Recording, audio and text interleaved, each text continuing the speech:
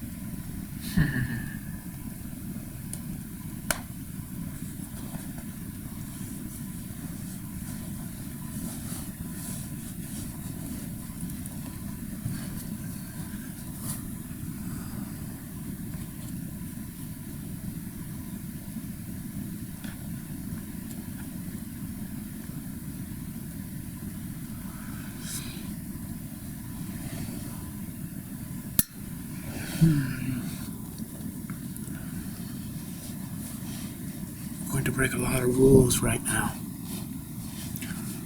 We're going to address technical matters. This is the final night of the 20-day Improvisutra-thon, and I have been interrupting my meditation so that I could guarantee a live transmission on Facebook, and yet I've tried 6 or 7 times, and it won't work. That's sad. I'm here in the mountains, trying to televise a live Facebook feed.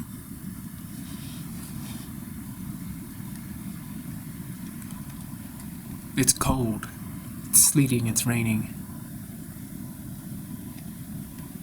It's not happening. But you know what's most important? Is to stay in the meditative state the whole time. That's why it's actually inconsequential whether I get up or not, because I'm still in the meditative state. I'm still in samadhi. I could back and forth 8 times, 10 times, 20 times, it wouldn't matter. Because indeed, the actual performance itself is samadhi as acting, samadhi as improvisation. That's the whole point. So even now, breaking the fourth wall, talking to you, trying to do the live video yet again, it's really a precursor, and in fact some ways appropriate, actually, depending upon the context in which you create meaning. It's appropriate because when I go on tour, I'm not going to have the luxury of a wonderful backdrop, of a music stand with my laptop and then the camcorder behind it. I'm going to be on the road. I'm going to be in India. All sorts of stuff can happen. And what? Do I cry because of technical difficulties, of technical malfunctions?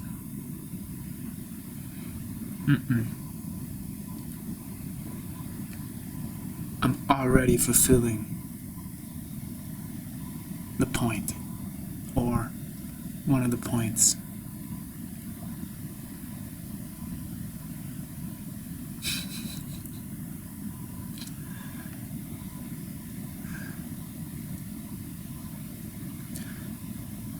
Today I was watching a movie. It's called The Postman. This is Kevin Costner. I think it was made in 1997.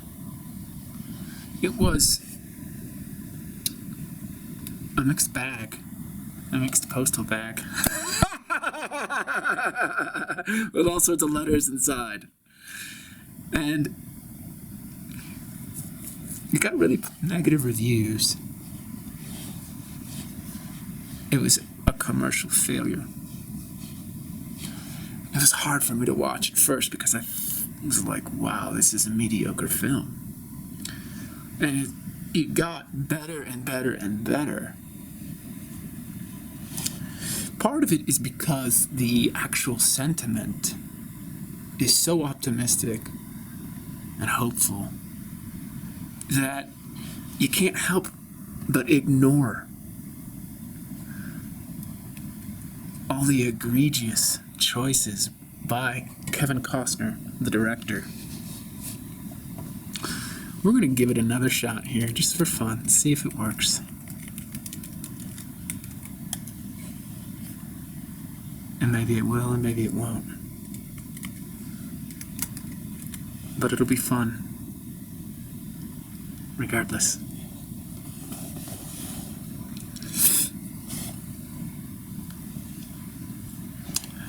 Anyways, I'm noticing aspects of the film that are quirky, characters that are making fascinating choices. I'm really conscious of it being a movie, and that's something, to be watching a movie and be conscious of it being a movie. I like to, generally speaking, get lost in the experience, suspend disbelief, and forget that it is in fact a movie. So what's happening with this film, The Postman, is that I'm having all sorts of responses to it. It's mediocre. It's endearing.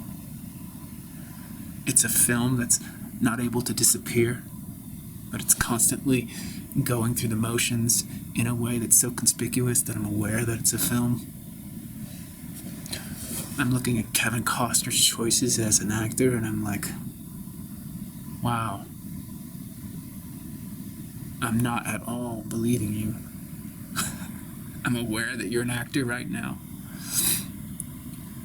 I'm looking at this female co-star, wondering why she's behaving the way she's behaving, because her motivations, her intentions, her desires are not exactly clear.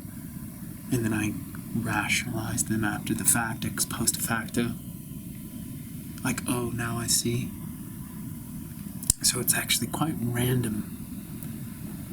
Some of the acts, some of the behaviors, some of the speech. It's incoherent. And yet it's a post-apocalyptic film.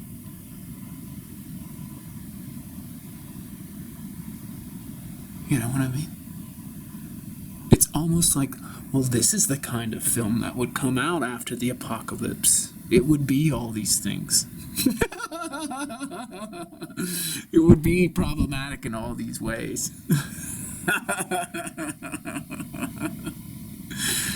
Right? Apocalyptic films. They're so intriguing for me. I've said this before, but The Walking Dead in particular blew my mind because of post-apocalyptic ethics. Post-apocalyptic ethics are when you are someone who has survived the apocalypse, and your ethics stem from a civilization that preceded the apocalypse. And now you're after the apocalypse, and you're witnessing the gradual attrition of your morality. Because now you've got enemies everywhere, and your morality was really incubated in a civilization where your enemies were kept at bay. And so it has a sophistication and a nuance, but in The Walking Dead afterwards, you've got the zombies, those are enemies. Okay? You've got other tribes, those are enemies, tribes of humans, who are competing for scarce resources in a post-apocalyptic landscape. Then you've got people in your own clan who can be your enemies, right? And then you've got yourself, right? You've got your own unpredictable savage nature. You can be at war with yourself because the ethics that you had before the apocalypse are in conflict with the ethics you've got now after the apocalypse. Because the ethics that you got now have to do with basically survival. So the ethics from the civilization before the apocalypse were really more geared towards self-actualization. And now, it's just survival. Have you ever seen the iconography from Tibet of, what's her name? What's her name? The goddess Kali. Feminine goddess Kali. She's one of transformation. She's standing on a body, a corpse. She's got a skull here, and I think she's actually, some of them have like blood coming out of the skull. And then she has a necklace of skulls. And what's really cool about being in the apocalypse right now, for example, is that I am actually standing on a corpse. This is inspiring my musings on post-apocalyptic ethics, because it's none of it's grounded in this. It's grounded. Now, I'm not sure exactly what this man died of. I just know that his corpse is rather tender. And you know, if I'm not careful, I'm gonna fall off of it. When you are post-apocalyptic, things like this don't actually really disturb you. So, he's been deteriorating here for probably a couple weeks. With time, you get better at analyzing how long a corpse has been rotting. Because there's always the question of cannibalism post-apocalypse. And that's another way that your ethics can be self-conflicting. Because before the apocalypse, you would never eat corpse. You'd never eat a human being, even if you cooked them. Medium rare. Post-apocalypse, I've got to decide whether I'm going to eat this corpse. It's been here probably 2 weeks, it's rotting. Right? Now the cool thing is that this corpse has been shot in the head, so there's no like risk, so to speak, that it's going to rejuvenate suddenly and become a zombie and then attack me while I'm eating it. Right? And it looks like some of its essentials have been stripped off, like the watch and the wallet. And I never really understood that. Never quite understood why people did that post-apocalypse. Because who gives a fuck about time in the apocalypse? You know, who cares about money? No one's recognizing these green dollar bills anymore, at least in the United States. It's not happening.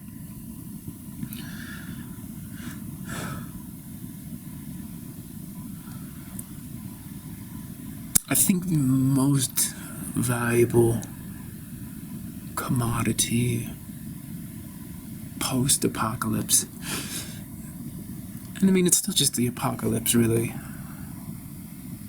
Post-apocalyptic is still apocalyptic. The most valuable commodity is meaning. See, when pre-apocalypse in civilization,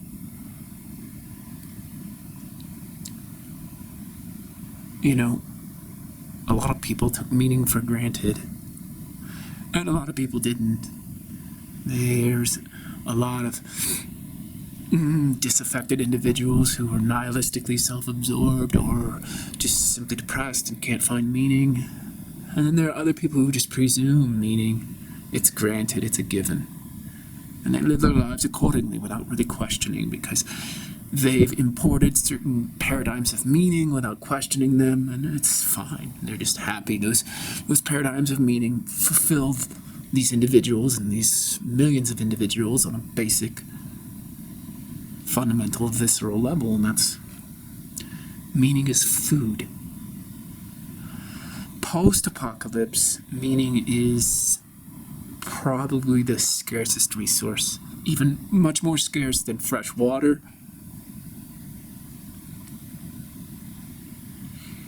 people food, love. Because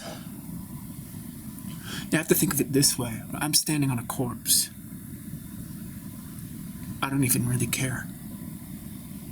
So the whole notion, the whole gestalt of meaning that says I should care, I should put this corpse underground in a casket and have a funeral procession, and there should be a bunch of friends and family here mourning, that's all gone. I'm wondering if I should eat this guy. That's post-apocalyptic ethics for you. I'm divided against myself. Pre-apocalypse, I was not a cannibal. Right now, post-apocalypse, I'm thinking I'm gonna chew this guy up. You know? And I mentioned earlier about internal clan problems, who are friends and who are enemies, and I got this one friend who will not eat other human beings.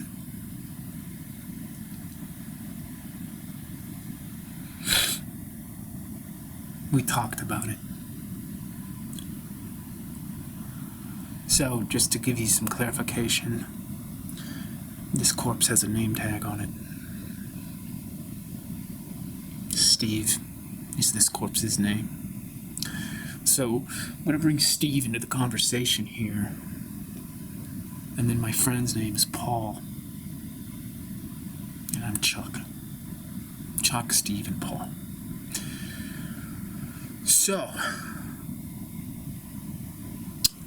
Chuck. That's me. I'm thinking about eating this corpse. Steve. Paul's got a big problem with that. Paul was a chef pre-apocalypse. And Paul is convinced that Chuck cannot cook Steve in such a manner as to rid Steve of the flesh taste. I'm like, hey man, I got some Himalayan salt here. And if any of you have had Himalayan salt, you know that Himalayan salt can pretty much make anything taste great. Okay? So I'm thinking Chuck puts some salt on Steve, and then Paul's cool with that. Because the taste is fine, right? Now, of course, if we take Steve's perspective, post-apocalypse, what are the ethics of Steve being eaten from Steve's perspective with Himalayan salt so as to make Steve more edible? This is a question I'm going to ask of you. Pretend that you're Steve. Pretend that you were the corpse. And what do you think? Would you like your body, post-apocalypse, to be the feast of me? Or do you side with Paul, who thinks that, and you know, it goes deeper with Paul. I mean, he's a culinary aesthete, so to speak. He's a snob when it comes to cuisine. His pre-apocalyptic ethics are just like everybody's pre-apocalyptic ethics. You don't eat humans. Post-apocalyptic, Steve is suddenly edible, right?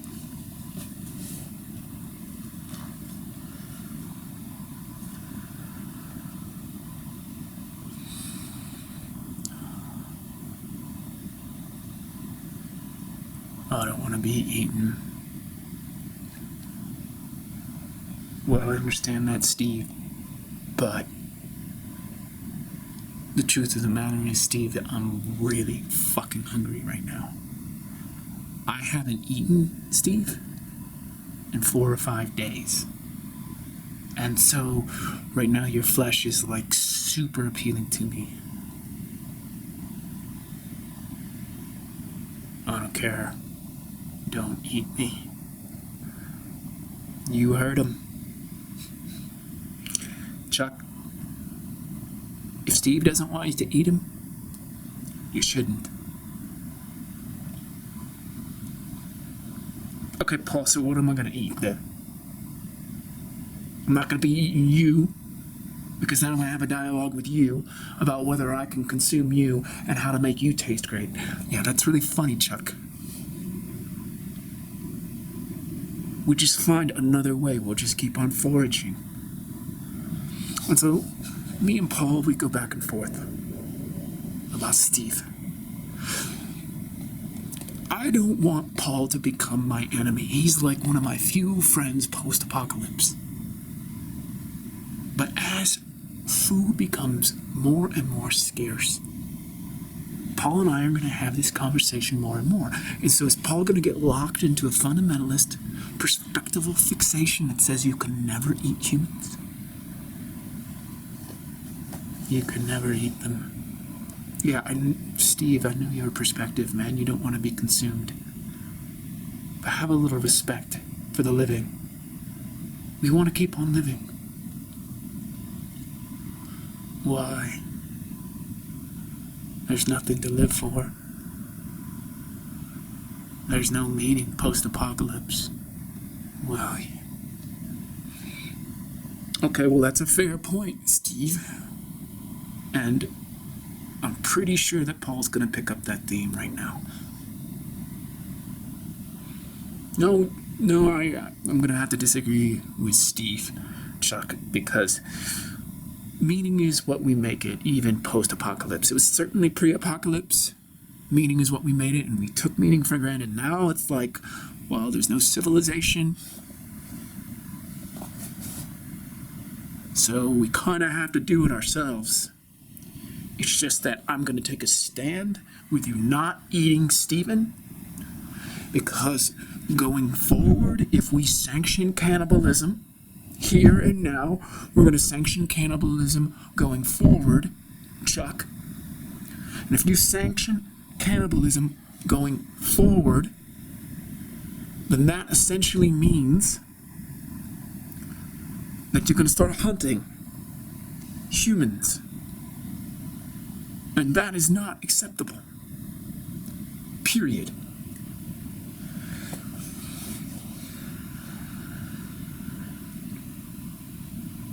Well, it's really hard to disagree with that. Steve, do you think he has a point?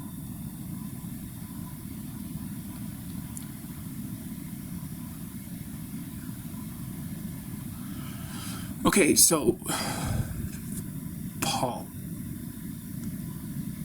what do you suppose that we do with Stephen here? We got a perfectly good rotting corpse that probably only has another day or two of edibility to it. Now, if we don't eat it ourselves, Paul, someone else is going to eat it. And if someone else does not eat Stephen, then it's a perfectly good corpse going to waste.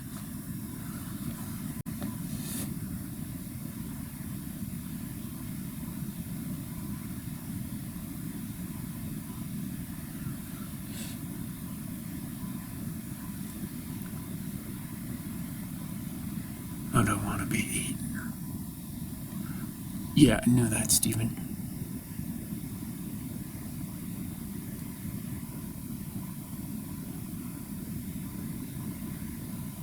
I'm dead. Yeah, we know that. Can't you just leave a dead man alone? I'm hungry, Stephen. Yeah. Well, can't you just go eat a flower? No. Maybe go and eat a plant. Stephen, I understand that you don't want to be eaten, but the alternatives that you offer are not appealing, nor do they nourish. They're not enough to keep me going. This is post-apocalypse. Paul, can we talk some sense into Stephen so that he can consensually offer his body for the feast? Chuck, you already know my answer to that. I'm not going to consent to you eating Stephen, especially if Stephen doesn't want to be eaten. This is post-apocalyptic ethics, Chuck. This is how we are the harbingers of civilization to come. We have to take a stand now, and even if other people want to come over here and choose Stephen, we don't choose Stephen. We make the choice on behalf of the future civilization.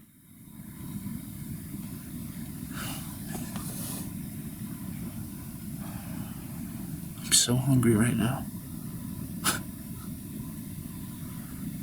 I'm so hungry.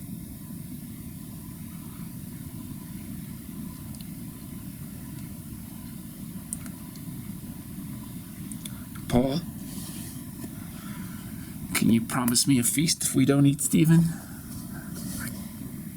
I don't want to lie to you, man. I got nothing to cook with here. We're gonna have to starve.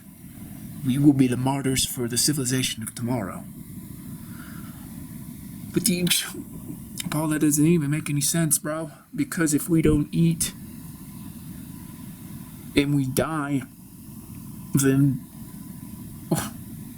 we're not going to be the harbingers of society. How do you say that word? Harbingers? There's nothing going to come after us because we'll be dead. Look at Stephen. Don't eat me, guys. Stephen, I'm sorry, man, but you don't really have a vote in this. In a post-apocalyptic ethics, dead men have votes. How do you have a vote?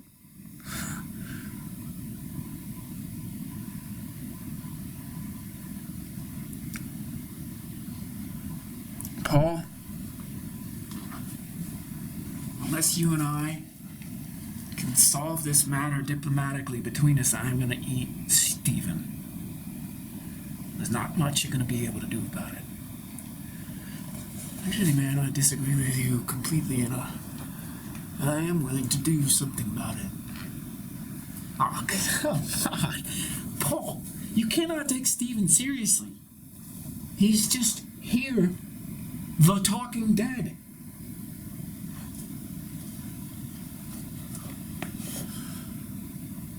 The dead don't get no respect. Stephen, it's true. People talking about me in the third person, stepping on my body, acting like I'm not even there, thinking about eating me, putting me in a stew, chewing up my toes. Dead man ain't got no respect. Okay, so your argument, Paul, is that we have to be responsible for the civilization of tomorrow. I get that, Paul. I think that's brilliant. But I gotta also tell you something. That if we do not eat him, there will be no civilization of tomorrow because we're gonna starve. Man, we're gonna starve. Look at Stephen. You are a wonderful piece of meat. You see what they're doing? They're objectifying me as a piece of meat. Pre-apocalypse, that would have never flown. You could have seen that for what it was, which is a sexism, but now it's corpseism. Dead man ain't getting no respect. Stop talking about respect, Stephen. This is post-apocalypse. These are post-apocalyptic ethics. Dead man don't get no respect. That should be a Rolling Stones song. Dead man don't get no respect. Stephen, shut the fuck up. Rolling Stones are gone. The Rolling Stones live on in my memory. You're crazy. Dead man ain't got no memory. Now, Paul, we're gonna eat this guy, and I'm gonna rely on your culinary skills to make him edible. I've brought my Himalayan salt. We're gonna start with the toes, and we're gonna make our way up. Okay? I'm not doing it, man. I'm not gonna be part of this. Civilization starts here.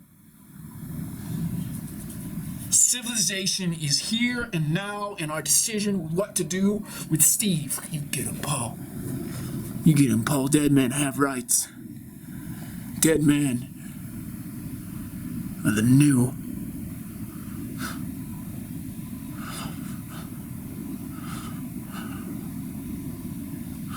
Okay. See, this is what I am actually talking about, Paul. This is what I'm talking about, man. This is what I was saying at the beginning.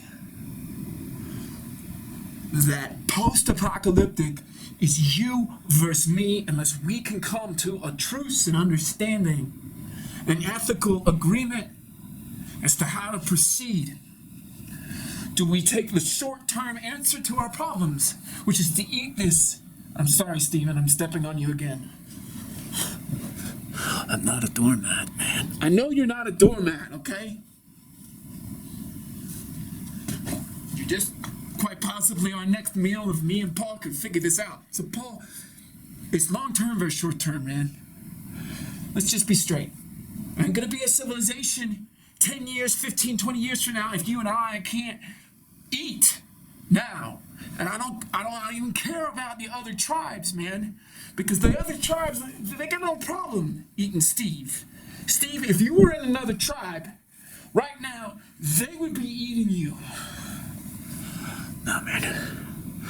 You can't use that logic, because I think that other people would have post-apocalyptic ethics that are different from your post-apocalyptic ethics. Steve, shut it. You're getting far too eloquent for a dead man. I have no idea how you're able to come up with these thoughts when you're dead. This post-apocalypse. All right. Let's try a different tack. Paul, I want you to succinctly explain to me if there's any set of perspectives that would allow you to eat this man, dead Stephen, so that we don't starve.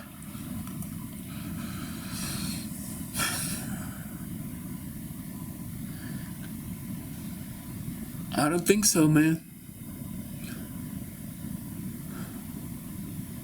I think we're just gonna have to starve. Paul, you're essentially saying that we should starve for a concept. Is that right? Run that by me one more time. Why is the concept more important than a human being here and now?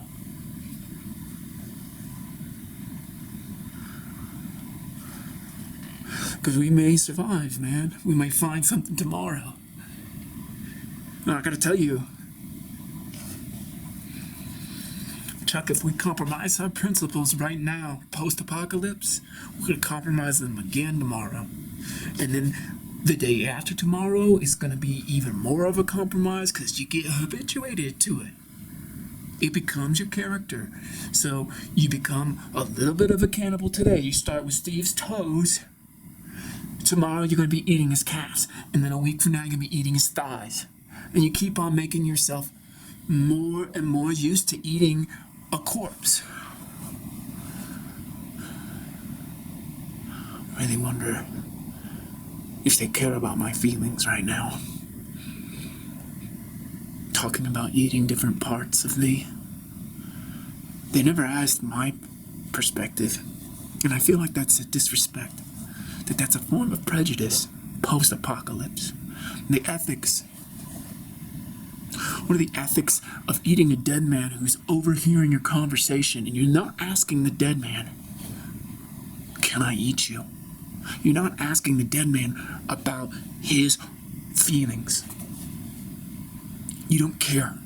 Because right now, I feel like these are a bunch of dissociated dudes. One is like wanting to eat me, the other's not wanting to eat me, and neither of them are asking me how I feel about it. I feel like post-apocalyptically, ethically concerned, that Paul, if he checked in with me, he'd have the more effective argument. Because he would have his own argument and then he'd have mine. But neither one of these guys are even checking in with me. And that is prejudice against the corpse. that right now, I'm just disappointed with both of them. Okay, so you're saying that even if we starve, principles are more important, and that maybe tomorrow we might find another source of food, and that's fine. That's what I'm saying. And it's the principles, Chuck. It is the principles that make us human. Right? Okay. Steve? How do you feel about being perhaps the meal of a coyote? Maybe some kind of, I don't know, some other kind of animal comes over here, a wild dog, a rabid wild dog comes and eats you. How do you feel about that, Steve? Oh, there it is. There it is. Chuck finally got it. It's as if he heard my inner dialogue and was like, oh gosh, he tuned in to the mind of a dead man and asked the question, the $6 million question. How do I feel about being eaten? Well, I'll tell you, I don't want to be eaten by anything. I just want to decompose here on this land and be, I guess, the food for worms. I gotta figure this out, because post-apocalyptically, pre-apocalyptically, I would have liked to be cremated. Definitely. Because then I would not be eaten by worms, or by coyotes, or rabid dogs, or definitely by humans. But now it's post-apocalypse, and the crematoriums are closed. So how do I want to finish off now? See, now that changes everything. Because I don't think anybody's going to be picking me up anytime soon to throw me into a crematorium. And because that's all gone now. Do I want to be food for worms? Do I want to be food for a coyote? Do I want to be food for a rabid dog? Do I want to be a food for a vulture? Do I want to be food for a mountain lion? Do I want to be food for a human?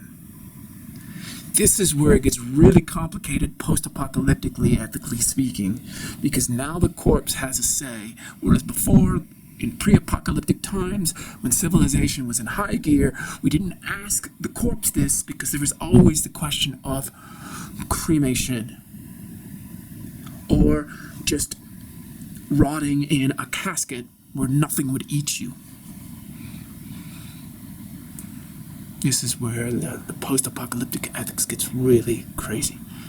So obviously I have some kind of connection to these guys because it's very clear that just as I was kvetching about not being considered, all of a sudden Chuck asked me what I thought. That's points for Chuck. I may side with Chuck.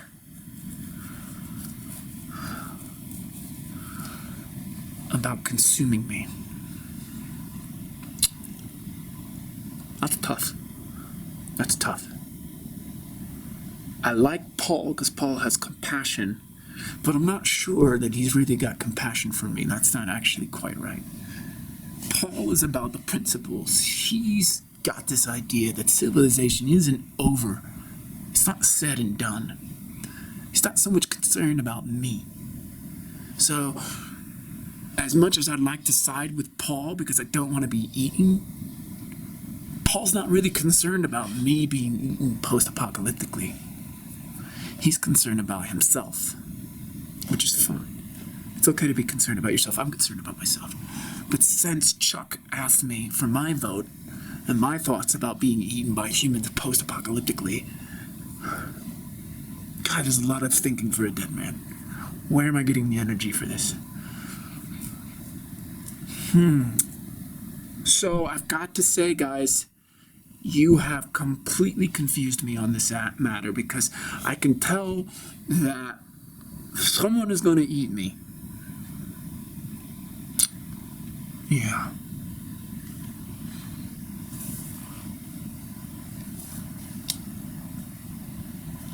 What I think we should do, Chuck,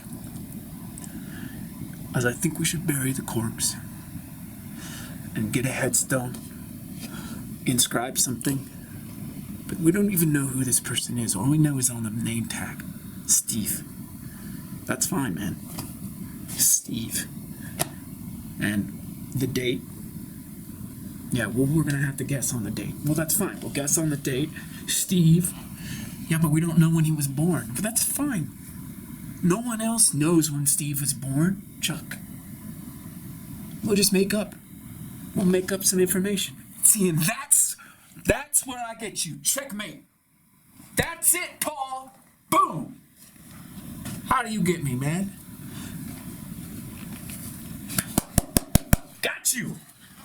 You want to start here. You want to build a civilization based on principles, morality, integrity, honesty, and truth. And now you're just going to make up the birth date of Steve? When all you know is, hello, my name is Steve? And let's be real, man, you don't even know when he died. He looks like he's been here for 2 weeks. You want to make up facts, and then you want to build a civilization on principles, and you're going to lie. I got you. We should eat this motherfucker. Don't even pretend. I was really heating up between these guys. This is what's really scary about the post-apocalypse. Intertribal warfare. These guys are like best friends, and now they're about to go at it. Fuck you, man! I gotta eat this. I gotta eat this corpse. Because I don't even know if we're gonna have any food tomorrow, man. I can feel my ribs through my jacket. I can play an accordion with my ribs. I can feel this. Can't play an accordion with your ribs, Chuck. I don't care. I'm gonna eat this motherfucker. Principles be damned. Look at how you are. You're like, what is that called? Situational ethics, man. You get ethics when it's convenient for you. Ethics when it's convenient. You want to start a civilization. You want to be Mr. Moral. But here it is. You're going to make up a birth date for a corpse so you can bury him and put Steve on the headstone. Oh, man, that is fucked up. These guys are really going at it. There's going to be 3 corpses here before we're done.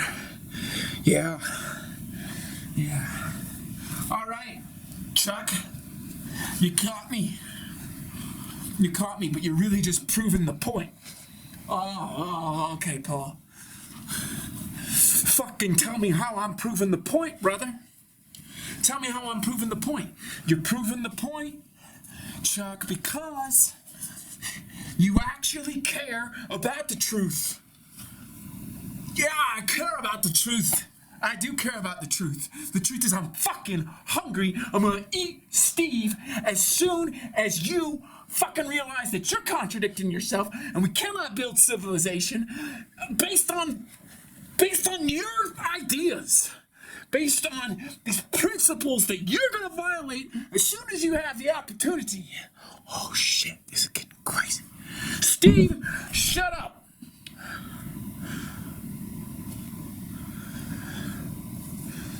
Now, do you agree that if we put enough Himalayan salt on Steve, that we could at least start eating from the toes? Yeah, man, you can eat the toes. Oh, so you agree with me now? We can eat the toes. No, I'm not. I'm just saying theoretically it's possible. Don't even get lost in theory. I'm talking about the toes. Steven's toes. I really don't want them to eat my toes. Seriously. I like my toes.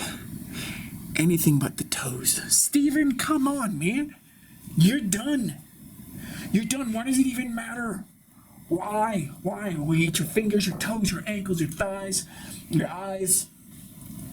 Shouldn't matter to you. Paul, what's it gonna be, man?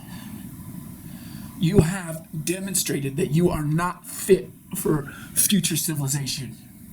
You are not gonna be the pillars of the righteous. No, you're not gonna be holding anything up.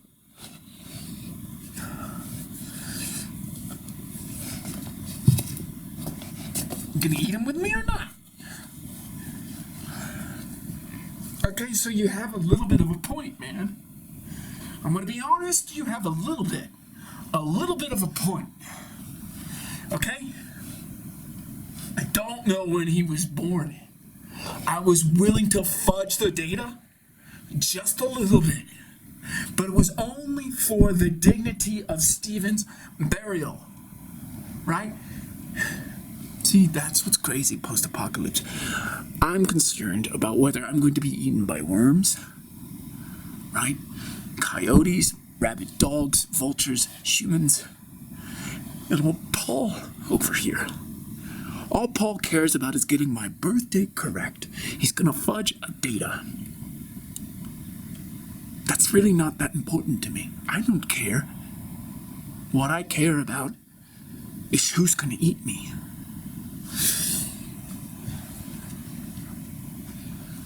Listen, man, you're the only friend I got, okay? We are a tribe of two.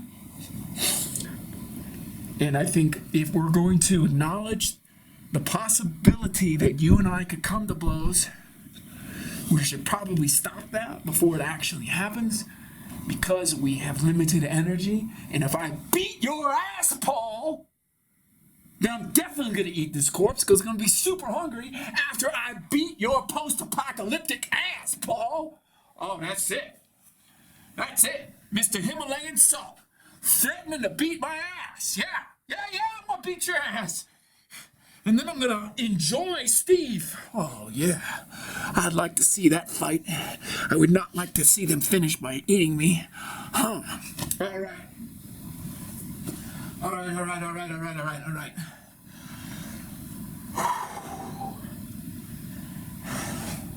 I'm not sure how to handle this. We've got a lot of dilemmas. We can starve and not eat the corpse. We can honor Steve's integrity. We can come to blows, you and I, and then one of us will be beaten up, and then, or we can leave it here for someone else. If we come to blows and we run out of energy, then we're going to get hungrier later. If we come to blows and we run out of energy, then we're going to become prey for other tribal people who come by and see us in a weakened state. There's a lot of possibilities here, Paul. Post-apocalyptic ethics blossoms, man. It's like that Hydra. You cut off one head and you get 3 more. I'm not sure what to do. I had an idea earlier, but I'm not sure now. Maybe. The problem is, if you and I get in a fight and we run out of energy because we've exerted it and we're already starving, I almost wish that they would just get it over with and eat me, or not eat me. But this fight is dragging on and on and on and on and on.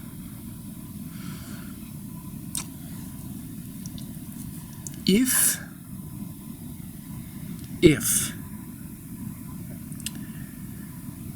we have a fight, we should have an agreement, Paul. Okay? Yeah, we should have an agreement, yeah? What's the agreement? Because you know that I'm all about pacts that guarantee the future of civilization. Okay, well, we'll have an agreement here. If I beat your ass, I'm going to eat you.